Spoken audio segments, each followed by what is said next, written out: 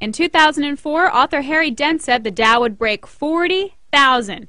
Fast forward to author Mike Maloney, who says gold will hit $15,000 an ounce.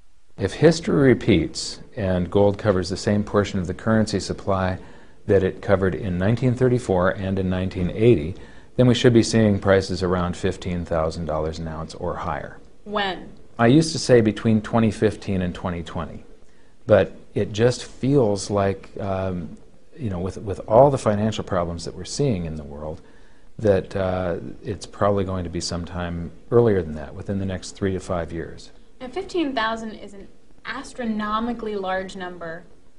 How is it going to get there in just, even if you give you 10 years, 3 to 10 years? It sounds like an astronomically large number from today's starting point, the launch pad here. However, for gold to have the same value against the dollar, in other words, the number of dollars that exist, what I'm talking about is base money here, which is the paper dollars basically that exist.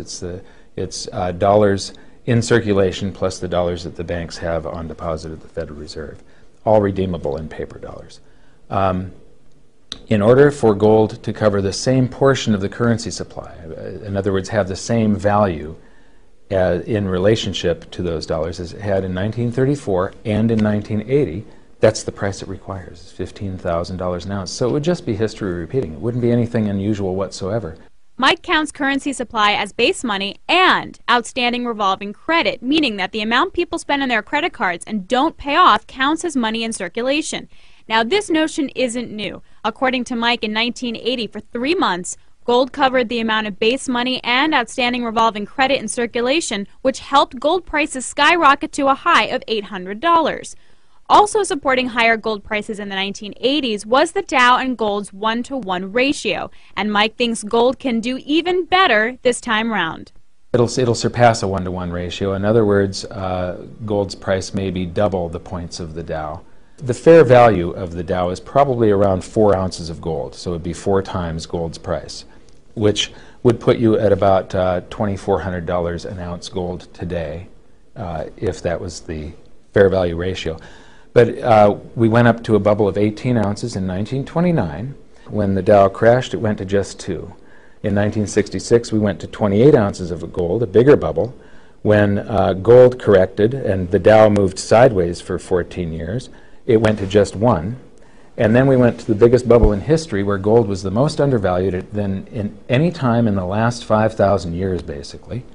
And stocks were more overvalued than at any time since there's been exchanges and stuff. And it took 45 ounces of gold to buy 1 share of the Dow. We're now down to 9, so gold has outperformed the Dow significantly over the last decade. And we're probably on our way to the point where it'll be at least 1, but probably 1/2 of an ounce, which means gold's price will be double whatever the points of the Dow is. And this is just logic and math that I'm using. $15,000 is high, but what if I had told you back in 2000 that gold prices would be at $1,100 today? Alex Steele, The Street TV.